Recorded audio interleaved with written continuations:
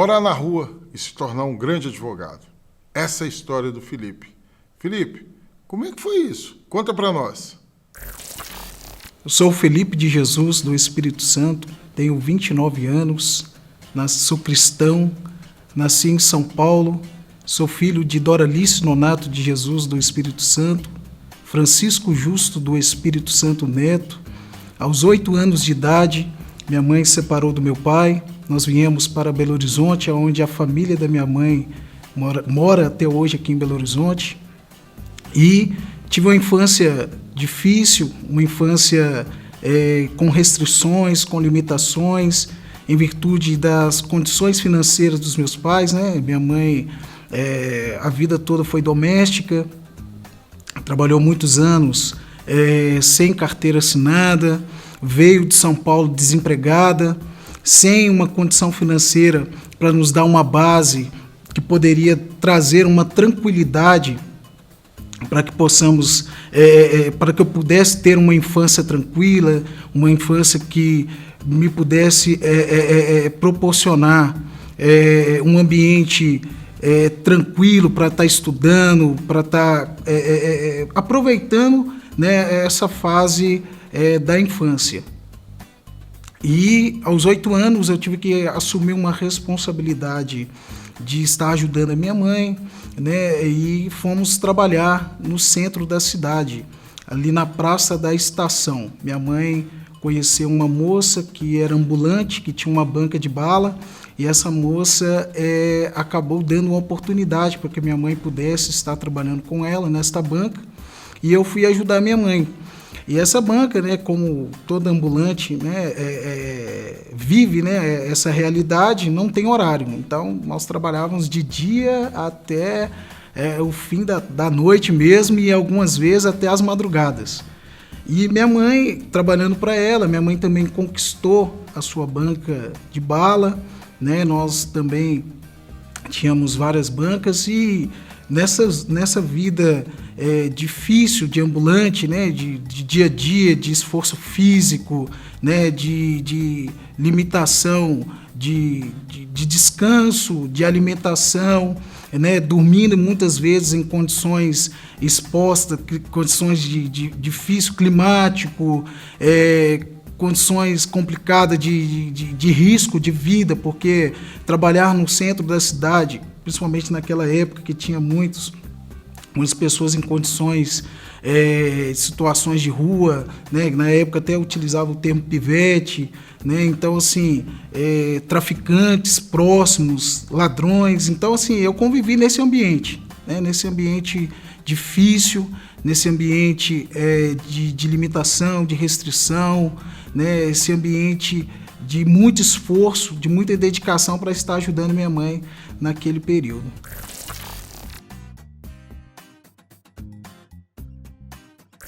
Minha mãe, ela veio de São Paulo, né? Ela foi morar com a minha avó, e a casa da minha avó era uma casa que acolheu todos os filhos, né? Minha avó, ela sempre foi uma mãe muito aberta para ajudar os filhos, e como minha mãe não tinha casa própria, né? E nem tinha condições de alugar uma casa morando com a minha avó, minha mãe muitas vezes, para evitar certos conflitos familiares, em virtude da destruturação familiar e das dificuldades, né, da época, minha mãe optava por continuar trabalhando durante os períodos. Então nós trabalhávamos de manhã, à tarde e à noite, e muitas vezes pelas madrugadas. Então acabava que minha mãe, ela montava ali próximo da banca, né, um caixote com papelão, e ali nós dormíamos. E isso foi várias e reiteradas vezes, né, dormindo naquela situação, exposto ao sereno, exposto ao risco de vida, né, que é o perigo em virtude da situação que na época, né, o centro da cidade proporcionava, por causa da falta muitas vezes até de segurança pública, né? Então, assim, tinha muitos pivetes, muitos ladrões, e vendendo bala, vendendo pipoca, né, que era o carrinho que ela tinha adquirido, que era um meio, né, de subsistência, um meio de trazer o alimento para dentro de casa. Então essa era a condição que nós tínhamos naquele período.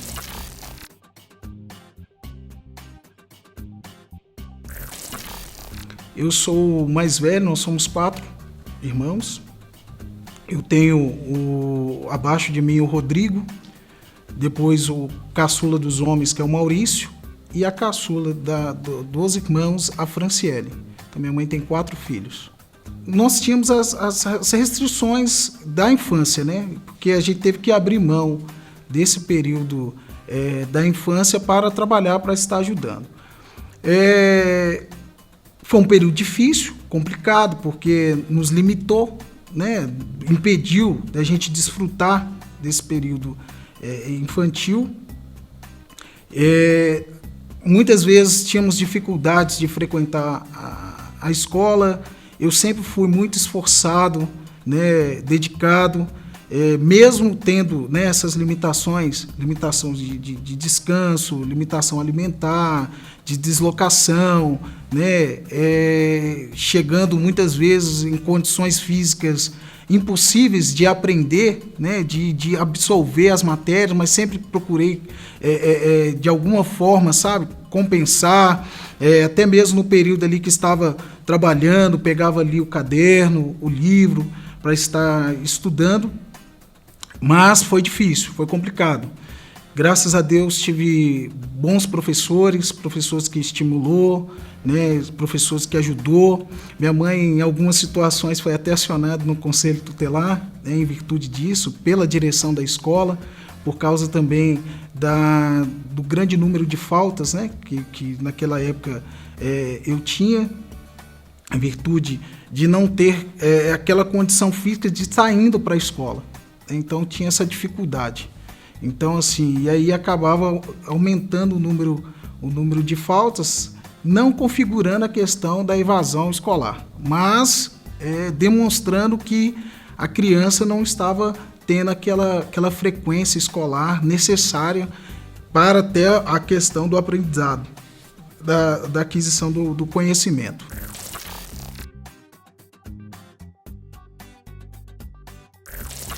O meu pai, ele ainda mora em São Paulo, né? Ele é cidadão paulista. Meu pai, ele foi motorista de ônibus e em 2003 ele teve um problema físico que, em virtude de ter bebido muito na época, né? Ele teve uma cirrose hepática e em 1999, quando saímos de São Paulo, eu fiquei quase aproximadamente 10 anos sem ver o meu pai e sem ter contato físico com ele, só por intermédio do telefone. E aí foi em uma das ligações no ano de 2010 que eu fiquei sabendo dessa situação física dele, né, desse tratamento, uma cirurgia que ele fez, uma cirurgia até de risco. Mas ainda ele mora em São Paulo. Infelizmente, em virtude da situação que ele e minha mãe estavam vivendo, e muito especialmente a situação dele, né, de ter bebido muito, né, de ter sido um alcoólatra, desempregado, ele não pôde dar condições financeiras para que pudesse ajudar a minha mãe na criação dos filhos. Infelizmente, ele deixou a desejar nesse ponto, né, como pai. Mas não deixamos, né, em nenhum momento de considerar a paternidade dele, antes pelo contrário, nós sempre entrávamos em contato, procurávamos saber qual era a situação dele, porque entendíamos também que, infelizmente, ele como ser humano, ele errou e que ele também era carente de ajuda, ele precisava da ajuda familiar. E hoje ele mora em São Paulo, está tentando pleitear a aposentadoria dele, né?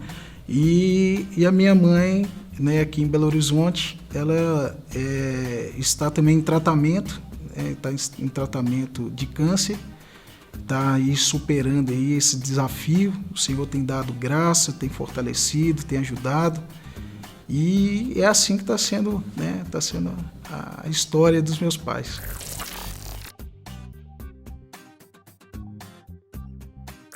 Em 2007, a minha família ela foi uma das primeiras famílias beneficiada pelo programa Bolsa Família.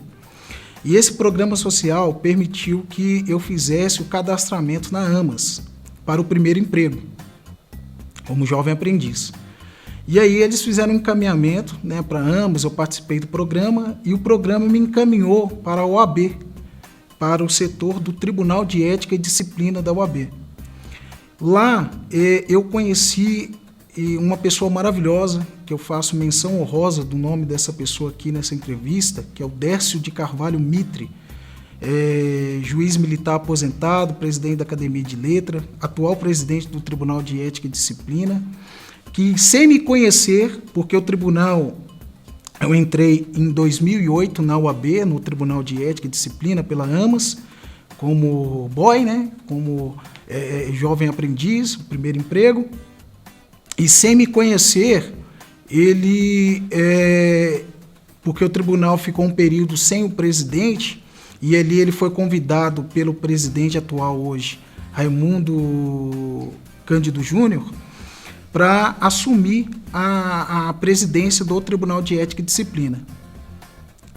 E sem me conhecer, no primeiro dia dele lá, ele procurando saber, né, quem seriam as pessoas que trabalhariam com ele, né, seria o subordinado o seu comando, a sua liderança ali no tribunal, ele me viu no fundo da sala do Tribunal de Ética e Disciplina e perguntou para o meu chefe, na época, Fabrício de Marcos Guimarães, advogado, que era o chefe do tribunal, quem era aquele rapaz tal.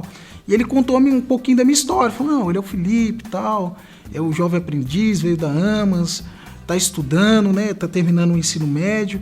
E ele perguntou, ele tem pretensão de fazer uma faculdade? E aí o Fabrício falou, não, sim, ele tem pretensão de fazer uma faculdade, sim, terminando o ensino médio.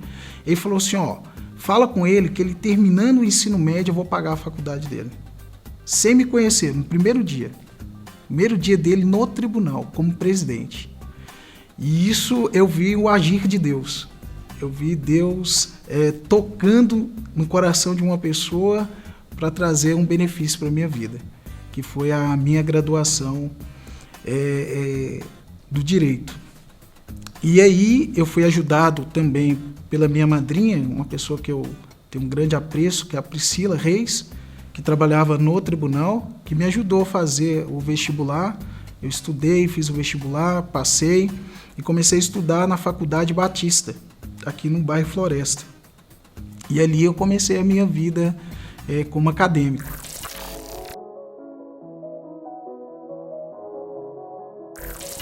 Olha, a minha história, espero que seja algo que sirva de valor e de inspiração para outras pessoas, porque eu, mesmo vivendo todas essas situações adversas da vida, esses desafios, eu jamais imaginei em ir para o lado errado, sabe? Para o tráfico, para a bebedice, para a prostituição ou qualquer outra coisa que pudesse levar a uma má imagem da minha pessoa, até mesmo da minha família, diante da sociedade. Eu escolhi o caminho certo, eu sabia que o trabalho dignifica o homem, que o trabalho ele traz, em um certo momento, ele poderia proporcionar para mim uma condição melhor dos quais os meus pais tinham me oferecido na época. Então eu escolhi o caminho do trabalho, o caminho do estudo, mesmo a despeito de vendo várias pessoas que tinham escolhido caminhos errados, como eu tive colegas, pessoas próximas de mim, naquela convivência, né, dificultosa ali do centro da cidade, vendo jovens, né, vendo adultos, né, vendo idosos, muitas vezes, que escolheram, infelizmente, em virtude das dificuldades da vida, mas escolheram o caminho errado. Eu fui muito bem aconselhado, muito bem instruído pela minha mãe, que é um grande exemplo para mim, de uma mulher guerreira, de uma mulher que teve grandes desafios na vida, passou por muitas dificuldades, muitas necessidades, mas que também escolheu este caminho. E ela nos deixou essa base, ela nos deixou esse exemplo, que o trabalho é o melhor caminho para o sucesso. o trabalho ele traz resultados e desse trabalho eu estou colhendo hoje.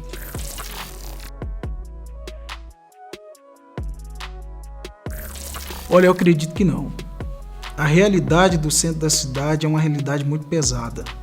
São muitas pessoas em situações difíceis, né, expostas a riscos.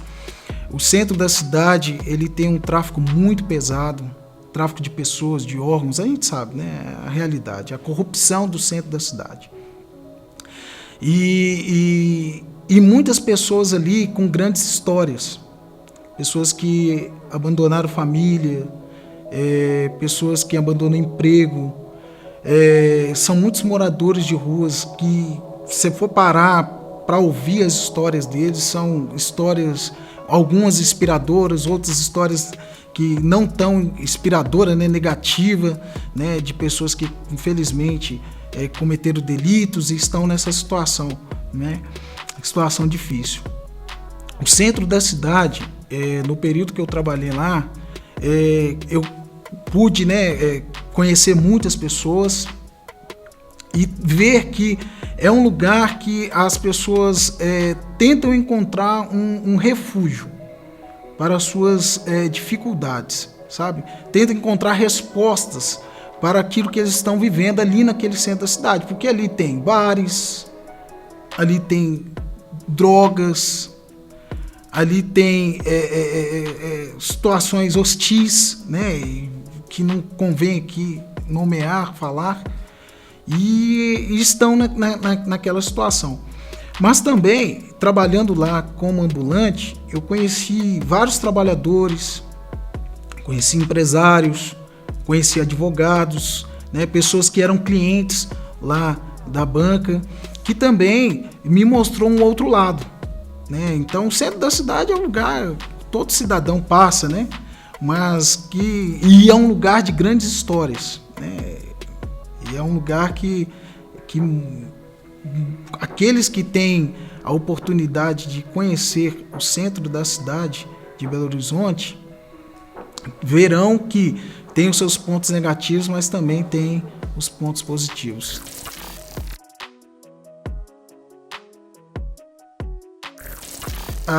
Tem um fato que me marcou lá na Praça da Estação.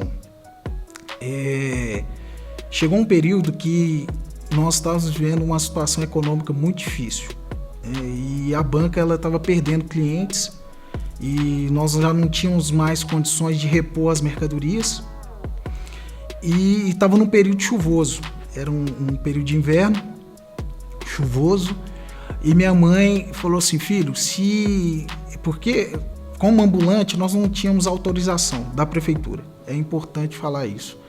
Infelizmente, a comercialização era de forma ilegal, né? Porque não tinha uma regulação, não tinha uma autorização, encostava o carrinho e começava a vender ali as mercadorias. E nós sabemos que a fiscalização da prefeitura é pesada, né? Porque não pode, proíbe. Em virtude até mesmo de uma minoria que compram mercadorias ilegais e colocam para vender, trazendo até risco à saúde dos consumidores. Então, nesse período, minha mãe falou comigo: filho, se a gente perder essa mercadoria, acabou nossa vida. Não temos de onde tirar, é o fim mesmo. É o fim, muito triste. E nesse período chuvoso, estava eu e meu irmão ali na banca, e eu cobri com lona a banca, e com meu irmão embaixo, e peguei a Bíblia e comecei a orar em Mateus capítulo 6, versos 9 aos versos 14. E eu orava o Pai Nosso, e orando o Pai Nosso, comecei a pedir a Deus, falou: Deus, não deixe que as balas, não deixe que a mercadoria se perca, que tenha esse perecimento por causa da água da chuva. Não deixe entrar nessa banca, Senhor, porque senão acabou a nossa história. E ali eu comecei a cantar um hino do Fernandinho, Faz Chover. E cantando o hino do Fernandinho, cessou-se a chuva. E ali eu tive uma das noites mais rentáveis de toda a minha história como ambulante. Que foi uma noite que foi Deus enviou clientes e nós fizemos um valor muito bom, que deu para repor mercadoria, deu para minha mãe pagar algumas dívidas. Foi uma noite assim que marcou a minha vida, eu nunca mais esqueço. E naquela situação eu estava orando e chorando.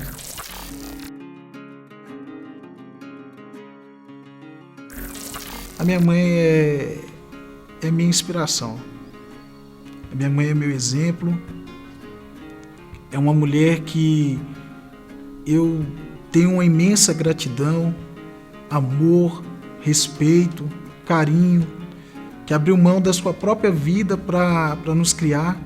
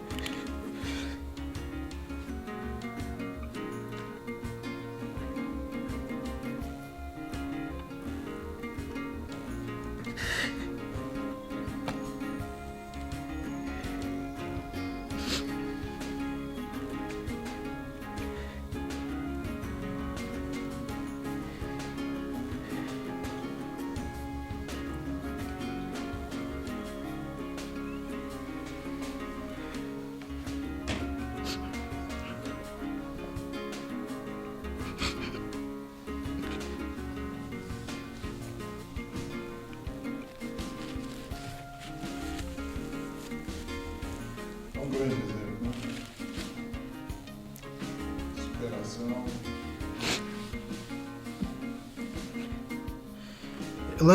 Ela abriu mão da vida dela, né?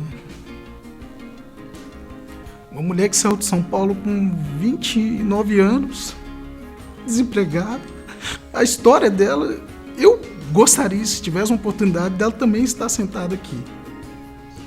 Que aos 11 anos de idade, aproximadamente, né, ainda na infância também, né, em virtude das dificuldades da minha avó, sem pai, não tem o registro do pai, nasceu na Bahia, foi criada na cidade de Pirapora, trabalhando na beira ali do lago, em Pirapora, vendendo peixe, milho, porque a minha família é uma família trabalhadora. O grande legado da minha família é o trabalho. Não tem bens, né? Não é uma família próspera, rica, bem-sucedida, mas é uma família de trabalhadores. Minha avó, ela até hoje, Dona Raimunda, ela deixou isso para a família, trabalho. Independente da situação, trabalho. E ela saiu, foi para São Paulo, para trabalhar na casa de uma família. Na infância, ela foi abandonada em São Paulo, né? Viveu em situação muito difícil, e lá ela conheceu, né, o meu pai, que é o Francisco Justo. Casaram, né? Ela casou com 23 anos, 22 para 23 anos, e infelizmente a convivência não foi muito boa, né, com a família do meu pai, e ela teve que se separar. De fato, ela não é separada de direito, é separada de fato, fisicamente. E ela veio para Belo Horizonte, e aí a gente viveu tudo isso que eu estou contando aqui agora.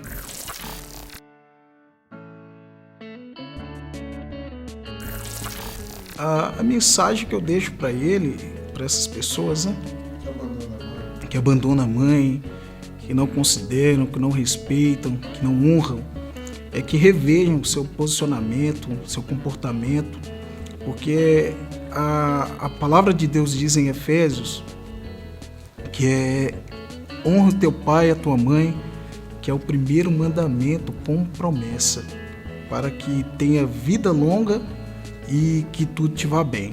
Então eu tenho certeza que essas pessoas, elas não têm uma vida boa, uma vida próspera, uma vida saudável. Certamente eles têm problemas na vida, e isso em virtude de não estar honrando seus pais, não estar honrando a sua mãe. Porque eu acredito que muito do que eu estou colhendo hoje foi porque eu honrei e honro e continuarei honrando a minha mãe, sabe? Tendo ela como como exemplo, tendo ela como modelo, sabe? Tendo ela como inspiração para a minha vida. E fazendo isso eu vou colher do Senhor as bênçãos que Ele tem prometido na sua palavra para a minha vida. Então esse é o meu conselho, que você reveja, que você mude, sabe? Que você peça ao Senhor para transformar a sua vida e que você a partir de agora passe a honrar os seus pais, porque fazendo isso você trará bênção sobre a sua vida, tem benefícios para você.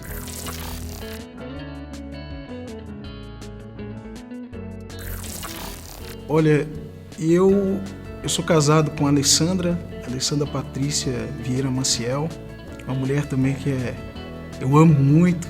Ela pediu até para fazer menção o nome dela. Eu amo muito, é uma mulher incrível, muito especial para mim, que me ajuda muito, auxiliadora, sábia, idônea, uma mulher que Deus separou para a minha vida. E como marido, acho que seria interessante ela falar, né? Ela falar, mas eu falando um pouco de mim, eu sou uma pessoa honesta, justa,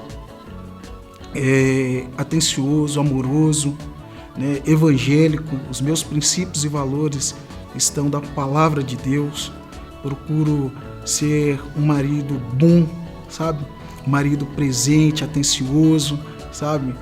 Amoroso, né? Prestativo. Então, assim, como marido, eu acredito que eu estou indo bem. Tô indo bem. Futuramente, como pai, né? E pretendo ser pai, se Deus quiser. Eu quero ser um pai diferente do que foi meu pai. Por mais que eu o reconheço, o amo, mas ele não me deixou um exemplo bom a ser seguido. Eu quero ser um pai presente, um pai batalhador, né? Um pai educador, né? Um pai que vai ensinar o meu filho o caminho que se deve andar, um pai prestativo, né? Um pai amoroso, um pai pacificador. Então, assim, eu quero ser diferente do que foi o meu pai e de que alguns que eu conheci também, né, ao longo da história, que infelizmente deixaram a desejar quanto a esse papel paterno.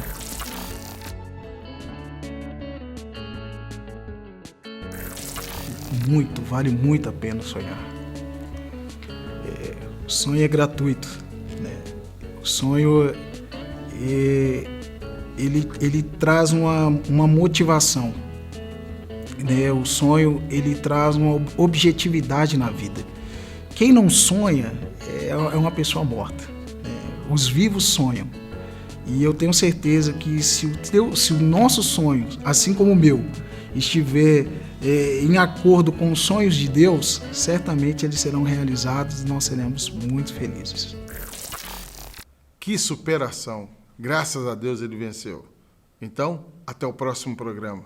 Espero que você tenha aprendido como eu.